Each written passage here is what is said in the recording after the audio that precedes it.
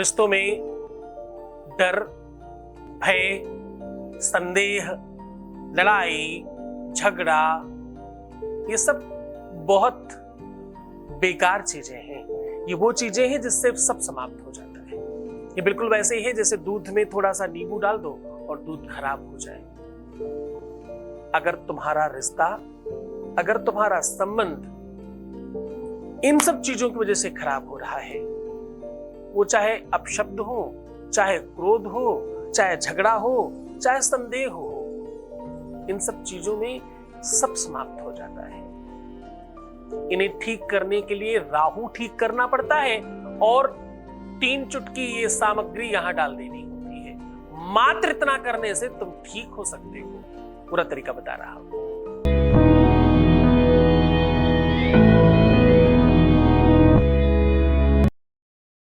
यहां शादी के पहले, शादी के बाद की हर समस्या का समाधान किया जाता है। जहां शादी हो नहीं रही हो या शादी होने में दिक्कत हो जाने के बाद दिक्कत हो, या मनचाही शादी करनी हो, लव लाइफ में दिक्कत हो या शादीशुदा लाइफ में दिक्कत हो, समाधान पूरा होता है। ये व्यवस्था इसलिए चल पा रही है क्योंकि तुम्हारा प्रेम है, तुम्हारा कनेक्टिविटी है, तुम शायद चीजों को समझते हो। जिस कक्षा में, जिस पाठशाला में, जिस स्कूल में परसेंटेज ज्यादा अच्छा आता हो सक्सेस का, वहां टीचरों के साथ साथ, मैनेजमेंट के साथ साथ स्टूडेंट को भी शाबाशी देनी पड़ती है क्योंकि वो सब टॉपिस्ट होते हैं, सब बेहतर लोग होते हैं। आप सब अच्छे हो, शायद इसलिए सब तरफ से अच्छा हो रहा है। बहुत धन्यवाद। आज की यात्रा हम शुरू कर रहे हैं कि जब भी कोई दिक्कत है लाइफ में, अवरोध लग रहा है, बहुत विवाद है, संदेह है, शक है, डाउट है, अव्यवस्था है रिश्तों में, एक दूसरे का सम्मान नहीं हो पा रहा है, क्योंकि रिश्तों को चलाने के लिए साहब सम्मान चाहिए, एक दूसरे के प्रति आदर चाहिए, एक दूसरे के प्रति समर्पण चाहिए। और ये अगर जरा सा भी डैमेज है तो निश्चित तौर पर समझ लीजिए कि रिश्ता नहीं चल पाएगा, संबंध नहीं चल पाएगा।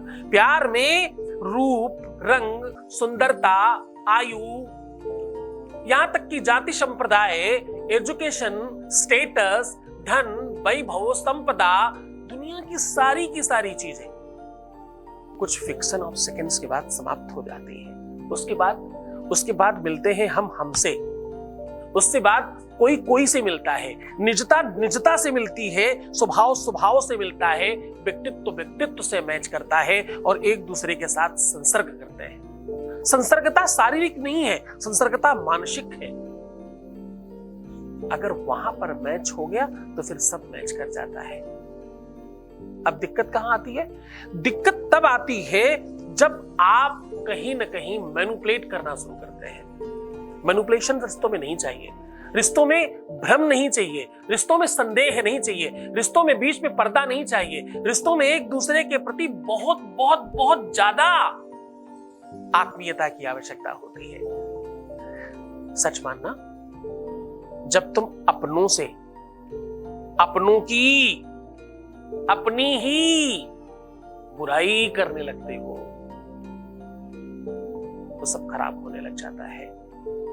बुराई सुनना, बुराई करना, ये दोनों की दोनों चीजें कहीं ना कहीं ब्रह्मांड में नियुक्त हो रही हैं और स्थिर हो रही हैं, वहां रिकॉर्ड की जा रही हैं और वो सब स्थिर है।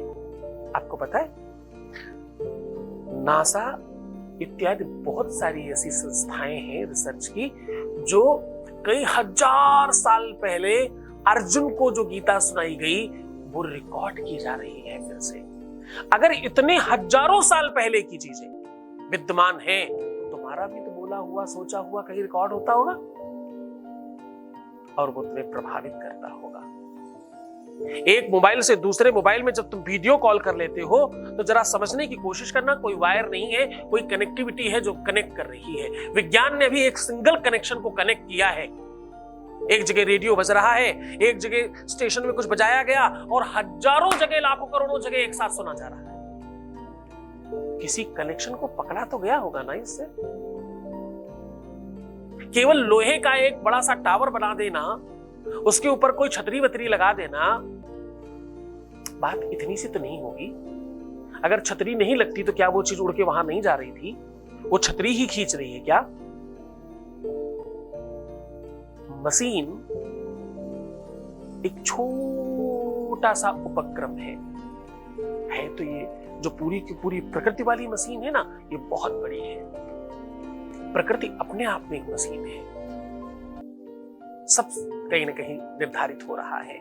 तुम प्रेम भी कर रहे हो, तुम्हें वो चाहिए भी, तुम्हारा कहीं ना कहीं उसके प्रति बड़ा आदर सम्मान है, पर तुम बुराई करने से भी चूक नहीं रहे। तुम अपने मन में कहीं ना कहीं गालियां दे रहे हो, कहीं ना कहीं कोस रहे हो, कहीं ना कहीं कुछ अंट-संट बोल रहे हो, और क्या कर रहे हो, और बिना कुछ जाने भविष्यवाणी कर रहे हो, शायद ऐसा ही होगा। तो ये पता नहीं है वो किसी से बात कर ही रही होगी या वो किसी से बात कर ही रहा होगा। ऐसा हो भी तो तुम्हें सोचना नहीं चाहिए। तुम्हें जीतना है ना, तुम ये क्यों सोचते हो कि तुम्हें हारने के प्रबंध तुम सोचो? तुम्हें तो जीतने के प्रबंध सोचने हैं बच्चे।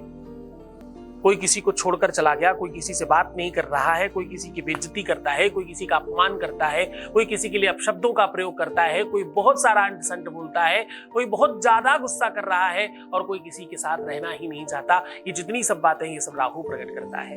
कैसे उसे ठीक करें उसका साधन बता रहा हूं, सिर्फ 3 चुटकी इस सामान से। आपको थोड़ा सा आटा भूंज लेना है देसी घी से, और उसमें चीनी मिला लेना है।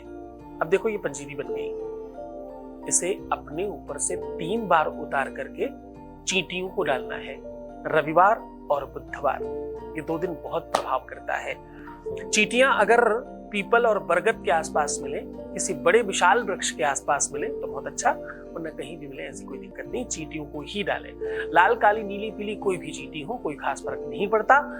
इसमें थोड़ा लोग भ्रमित होते हैं। पंजीरी आप उतारेंगे उस समय आपको बोलना है रांग राहवे नमः।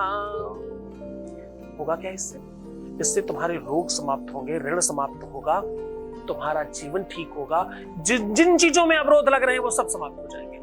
खास तौर से प्यार में, रिश्ते में, संबंधों में। जब भी तुम्हारे जीवन में कोई तकलीफ आए तो आंखें बंद कर समझ लेना कोई तो अवरोध लग रहा है। तुम कोई चीज कर रहे हो और हो क्यों नहीं रही, कुछ तो दिक्कत होगी, कोई तो समस्या होगी।